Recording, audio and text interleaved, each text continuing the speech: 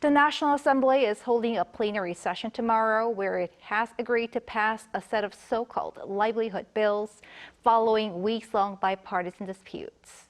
Lawmakers are also working on contending ones such as the Nursing Act. Our National Assembly correspondent Lee Shi-hoo has this report. For the first time since its launch in May, the 22nd National Assembly is ready to hammer out a set of so-called livelihood bills with bipartisan agreement. Among them is a revision to an existing act expanding support for the victims of real estate rental fraud. Both the ruling People Power Party and the main opposition Democratic Party agreed on the change, which will guarantee the victims of rental scams up to 20 years of residence in the property they've rented. Another new proposal restricts the rights of parents to inherit their deceased sons or daughters' money and assets when they did not sufficiently carry out their parental duties.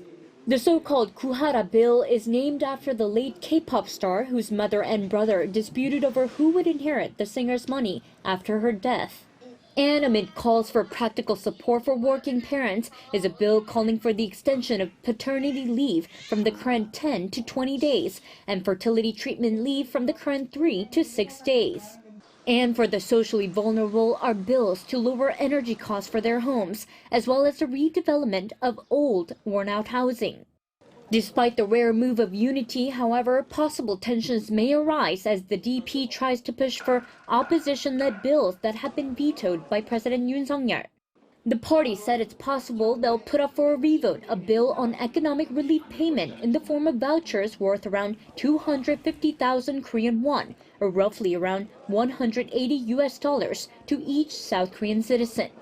The PPP, on the other hand, is calling it a move to, quote, sprinkle cash and remains opposed to it. If the main opposition goes through with the vote, a strong protest is expected from the ruling party. Meanwhile, the National Assembly Health and Welfare Committee is planning to hold multiple subcommittee meetings right up to the plenary session on Wednesday afternoon to discuss the ruling party push changes to the Nursing Act to provide the legal basis for medical practice by specialized physician assistants. Lee Shi-hoo, Arirang News.